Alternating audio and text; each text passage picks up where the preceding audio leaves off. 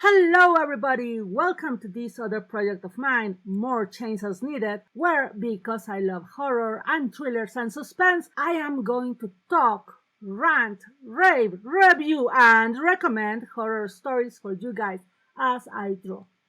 Now, among all horror lovers, we each have a favorite ghoulie.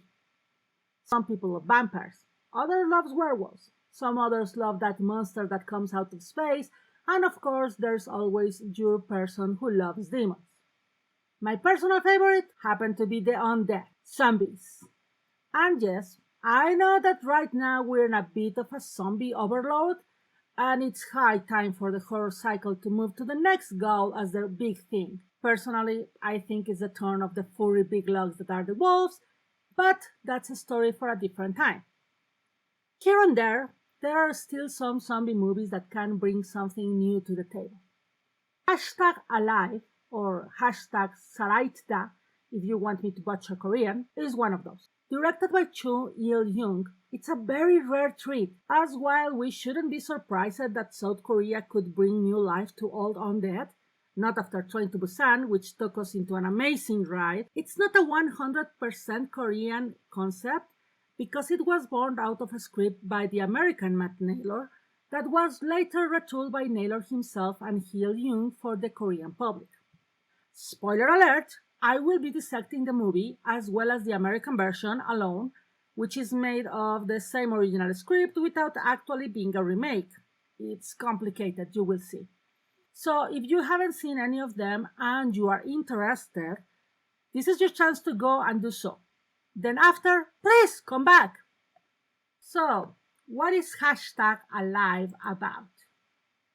Young-woo, known on the internet to his followers as Morris28, is a popular gamer streamer from South Korea who, while not being a complete recluse, often forgets to leave his family apartment for long periods of time, to the point that his mother has gotten the habit into leaving him small notes, money, and remind him to go grocery shopping.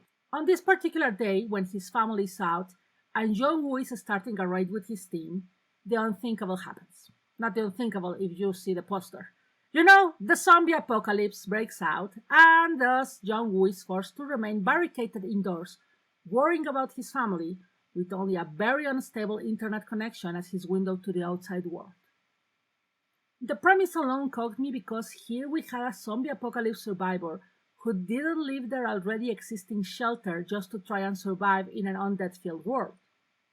He hears on TV right away that he should stay put, and he does. That tiny show of common sense was more than enough to set this movie apart from the genre, because, at least on the first arc of the movie, the only direct encounters Jong-woo has are with the early infected person before their turn, and the zombie who managed to break his first barricade.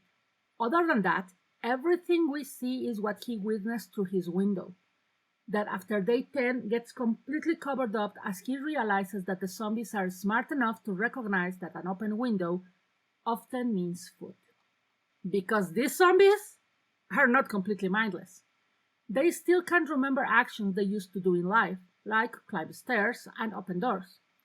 And while that was a bit laughable in Land of the Dead and any Resident Evil game, here Il-jung uses it to create more suspense.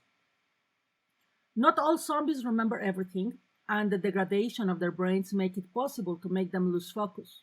They're not super zombies, but they are predators, and they act like such. This makes it even more important for Jong-woo to remain as quiet as he can in order not to attract the horde's attention, as he cradles the last text message his father sent him before he lost phone signal. You must survive. And of course, we know early on that Jong-woo has little food in the apartment. So each day that passes, we grow more worried. Not because of the zombies, but because of the looming threat of starvation. The fact that the movie premiered worldwide on the 7th month of the current quarantine made it even more poignant and close to home. Here I have to say, Jo In, who portrays Jong-woo, totally carries the movie on his shoulders. Since most of it is him in his apartment, slowly going insane from loneliness, worry, and hunger, he doesn't get to talk much. His reactions, however, sell us Jong-woo as a real person. Especially heartbreaking is a scene in day 15 when, due to his hunger, he hallucinates his family coming home and giving a hug to his mother. The way he completely breaks out crying when he realizes it's just a dream makes you want to run to South Korea, zombies be damned, and give that poor boy the hug he needs. And some food. This is where I have to make a pause from #alive and talk about Alone, the American non-remake that I mentioned before. See, for some reason that I really don't understand and that is going to make a lot of lawyers cringe in horror, and actually research didn't help me to get any details, when Matt Naylor finished his script, he sold it to Greenstone Entertainment Group, which started production for Alone with actor Tyler Posey. Yes, from Teen Wolf. However, he also sold it to Sip Cinema in Korea after reworking some stuff with the director, and production also started with Jo-in. In yet another weird turn of events that I still don't understand, Sip Cinema finished his production in time for a South Korean June premiere and later a Netflix deal for international distribution in September, making a lot of waves for the original premise. On the other hand, Greenstone went slower, probably due to the pandemic, I don't know, and ended with a direct-to-video release in October and a deal with Amazon Prime, making it look as the fastest American remake ever, despite not being an actual remake. And the fact that #alive has an 88% fresh rating in Rotten Tomatoes, while Alone topped at 25% Rotten, doesn't help matters. Now, I don't doubt that Tyler Posey is a good actor. And I will have to point out for Teen Wolf fans that he has 2 full back naked scenes, and apparently his contract was copy-pasted from Taylor Lautner's from Twilight because he never keeps his shirt on. But from the very beginning, Alone lacks the humanity that #alive portrays so well.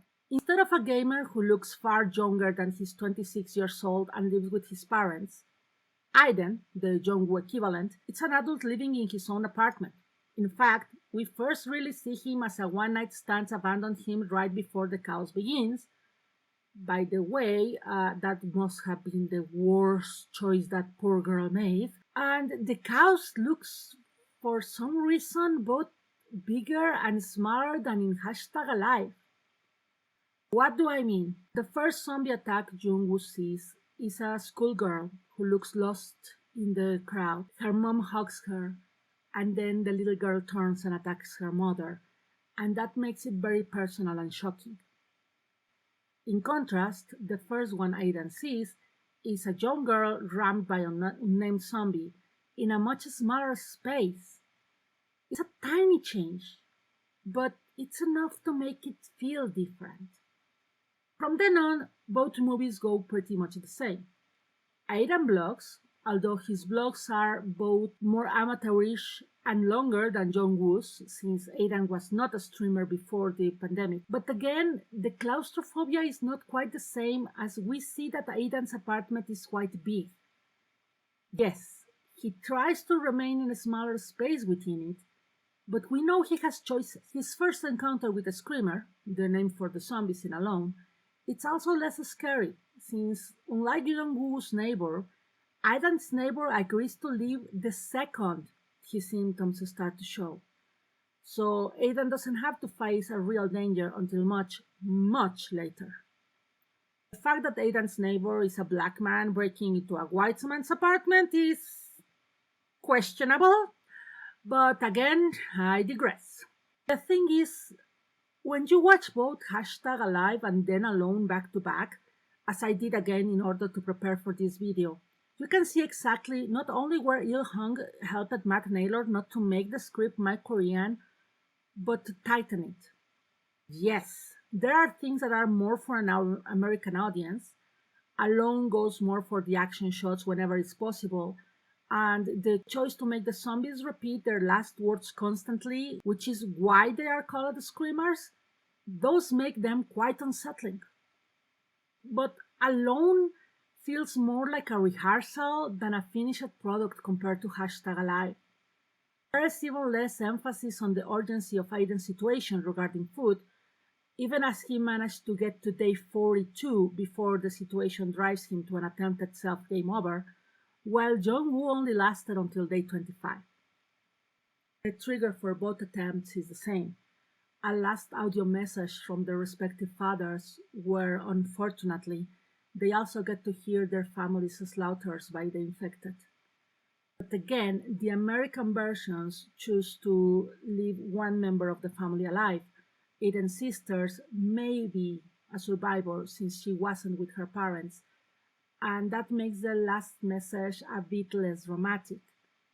And there is also the fact that Aiden managed to hear it within his apartment, being more or less safe, while Jong-woo, due to his lack of signal, has to literally hang from the railing of his window with a selfie stick as the infected try to grab him while he hears his whole family, little sister included, die at the hands of the same monsters that are trying to reach him.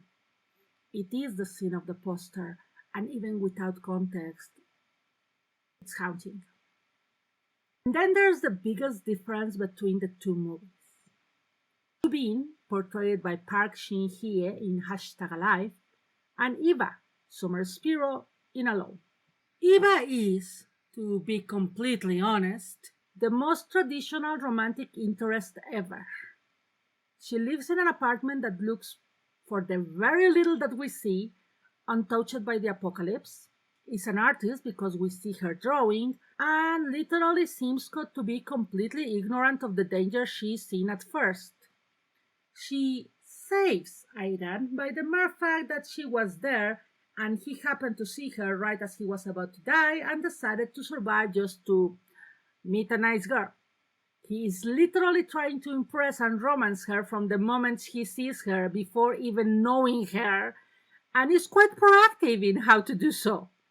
While Eva passively does everything she is supposed to do as a romantic interest.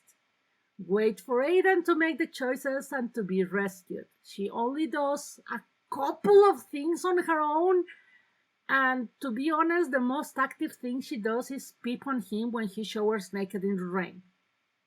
Jo-bin is the complete opposite.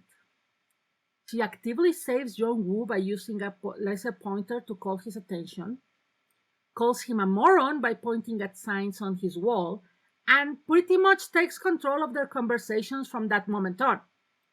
We see her apartment fully decked for survival, has an axe ready for any intruder, and is the one who has to remind Jong-woo of the most basic rules of survival, like not speaking out too loud. It is her determination and strength what makes Jong-woo find a new reason to survive, and little by little, they both each help other. At first, just by being there. Later, by actively using noises to keep the infected away from each other. Aiden, in comparison, is so stupidly proactive that at one point leaves his apartment, climbs up to hers, and then returns to his. Instead of, I don't know, using the zip line they had created as seen earlier. It's very weird, in a sense, how in #Alive, Jo-bin and Jong-woo work as a team once they meet each other, while in Alone, well, Aiden is alone. You can say a lot about the movie, but at least it was not fake advertising. One part that is a bit better in Alone than in #Alive is Edward, called the Masked Man in #Alive. Of course, Edward is portrayed by Donald Sutherland, who is an amazing actor and gives us the role of the movie of Alone as a grieving widower. The scene of the Masked Man in #Alive has a lot better pacing and is far more suspenseful, especially because it's at the point when finally Jo-bin and Jong-woo are together in the same place, while Edward only meets Aiden. But it's Edward who brings Alone's one shining human moment as he grieves for his infected wife. His speech about seeing the love on her eyes die and be replaced by complete hate, something that you need to see to believe. The man is a great actor, no matter what horrible movie he's stuck in. The rest of the movie, the rest of Alone, is quite inferior compared to #Alive, as it relies again more on actions and zombie killing. That scene is as powerful as #Alive's John Woo mourning for his family. Unfortunately, just as that moment ends, Alone devolves in yet another zombie apocalypse movie. You know what I mean. Action shot after action shot of Aiden killing zombies to reach safety until a vaguely hopeful ending where the survivors hug and kiss and promise to live for another day. In contrast, #Alive ends up with an actual solution to the problem. Just as everything looks grim, and we have the yet another zombie apocalypse movie ending, the last stand for survivors, the army appears to save Jong Woo and Jo Bin. How did they know they were there? Thanks to Jong Woo's social media post that cropped up as soon as the internet was restored. He is not the only one who did so. And the movie ends with an amazing shot of thousands of pictures of survivors cropping up with the hashtag "You must survive." Jong-woo's father's words to him.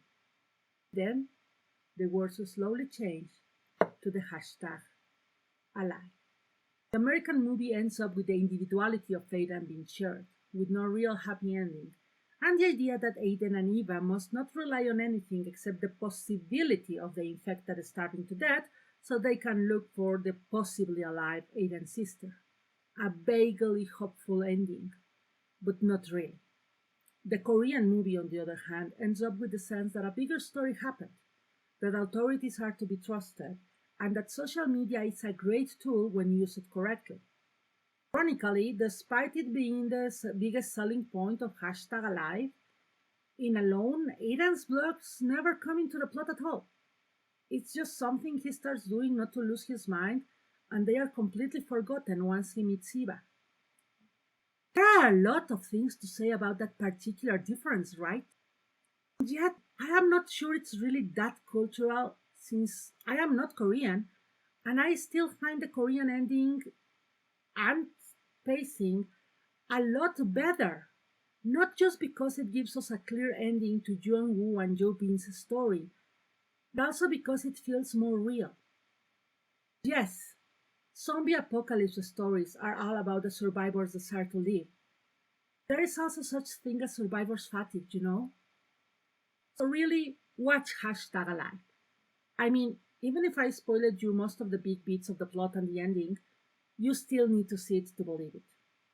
The acting is really good, with the possible exception of Mr. Masked Man, who is not bad, but pales before Mr. Sutherland, and the music and pacing is perfect. On the other hand, Alone only merits viewing if A, you are a big Tyler Posey fan, or B, you are a big Donald Sutherland fan and don't mind him being a once-in-wonder. Other than that, there are much better American zombie movies. I want to thank my dear patrons, Mitch Hyman, Elaine Ho, and Jessic, as well as my first supporter, Tanya Pineda. I also want to remind you that if you want to support this and my other projects and get your name mentioned here and in all my videos, you can do so at patreon.com/Adalisa, with a link on the description, as I know my name can be a pain to spell. And just with $1 a month, you will always be thanked in my videos, as well as get access to a ton of art before anyone else and get the chance to suggest future subjects for other videos. If you can't support me this way, I also accept likes, subscriptions to the channel, comments so that the algorithm catches engagement, and of course, just sharing the links. I will also welcome all your questions, comments, and suggestions in the comments below. This was Adalisa Zarate, and remember, there is not a problem in a horror movie that cannot be solved with more chainsaws.